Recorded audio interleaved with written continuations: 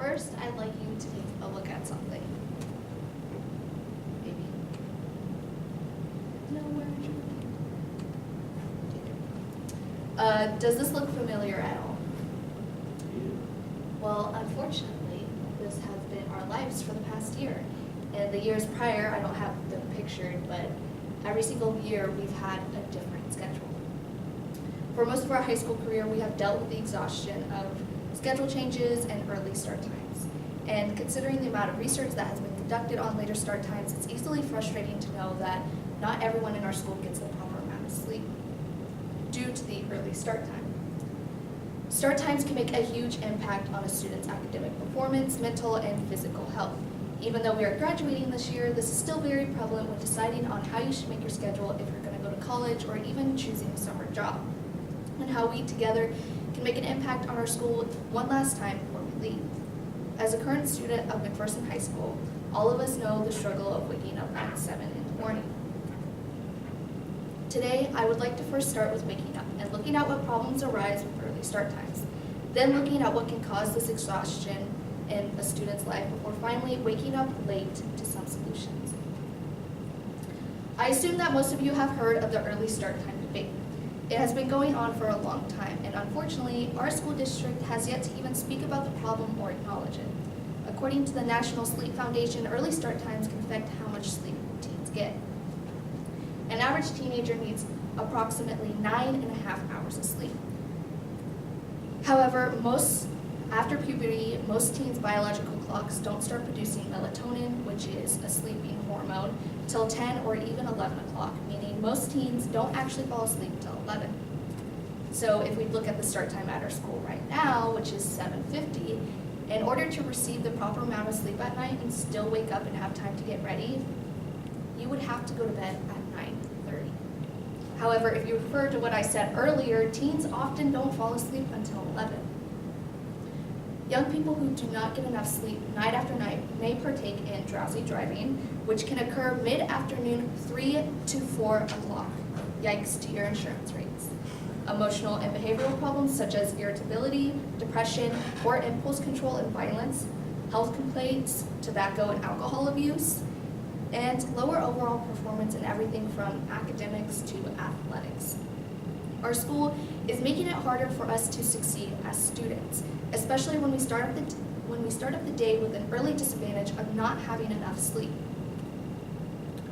Raise your hand if you've ever fallen asleep in class, or slept in through a class because you didn't wake up on time. There's no doubt in my mind that most of us have had to experience that embarrassment. But how is this all our fault? Yes, you probably shouldn't have stayed up binge watching The Office. However, when schools don't give you the inadequate amount of time needed for sleep, early start times can negatively affect a student. In a report done by Dr. Ann Wheaton and her colleagues, they found that early start times have been shown to be associated with poor mental health and physical health, to behavioral problems, and overall lower academic grades.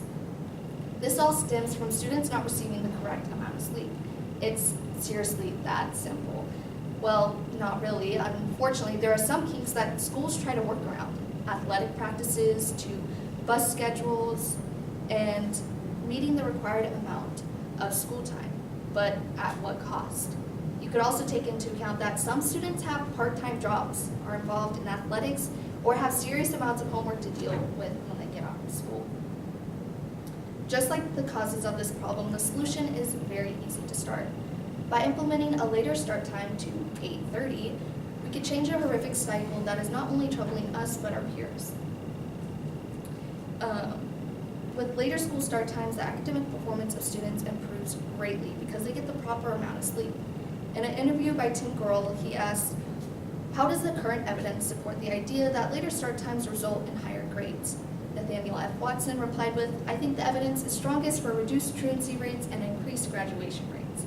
If graduation rates are increasing, grades are increasing, academic performance is improving. Hundreds of schools around the United States have restored later start times. Many more have never moved to the extremely hours in the first place. The schools that have found this made it easier for the students." And to make a change on a more personal level with our district, we as a student body need to go to a district board meeting and talk about these problems to our district. Because let's be honest, when has complaining about anything ever solved anything? I hope that no one fell asleep, however it makes sense considering the topic.